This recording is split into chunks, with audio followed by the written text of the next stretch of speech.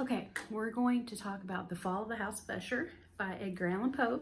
It was written in 1839, and it is a very complex story. There's all sorts of stuff going on that the reader sort of has to guess at. But if you want a great story, we're only going to scratch the surface of the very basic plot. If you want a great story about, I don't know, incest, severe mental illness, maybe zombies, vampires, who even knows? You would want to dig deeper into the story, but we'll just scratch the surface and kind of cover the basic plot. So Poe sets that feeling from the very beginning. He is known for his Gothic fiction in early American literature, and he sets that scene early on with the atmosphere of the surroundings and of the house itself. Everything is very dark, gloomy, melancholy. If you just go through and look at how many words of that type he uses, they're in every sentence. There's a black lake that's right there that he is spooked. The narrator, who never has a name, but our narrator is spooked before he ever gets in the building.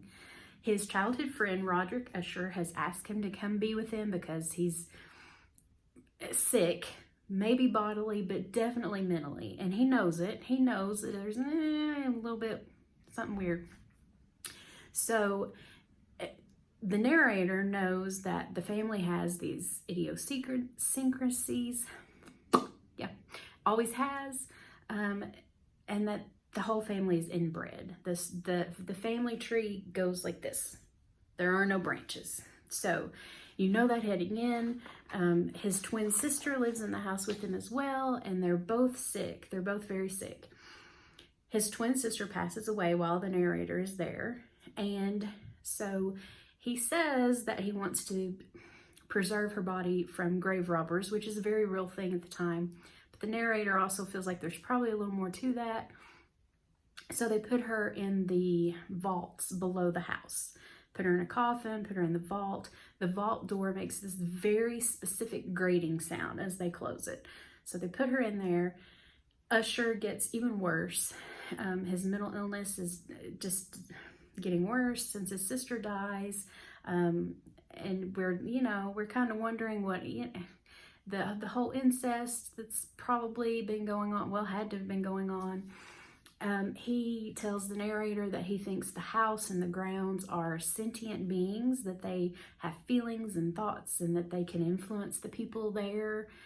So the narrator is getting spooked more by the moment. And then suddenly they start hearing these noises. It's like, oh, that's the grating sound. That sounds like the vault. There's no way. But guess what? Yes, dear Sister Madeline is at the door, blood on her clothes. She just comes to the door and basically sort of screams and falls in on her brother, and they both die. Narrator flees for his life.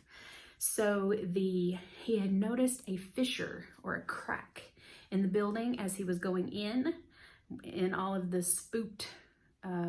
spookiness of his character and of the surroundings. He noticed this crack.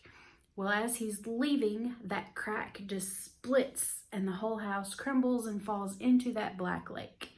That's the last that's seen of the House of Usher, both of the building and of the line, because after all the inbreeding, no branching out. Remember this trunk? Roderick and Madeline have both passed away, so that is the end of both the literal house and the lineage of the House of Usher. Poe was spectacular at this genre and did so much for early American lit.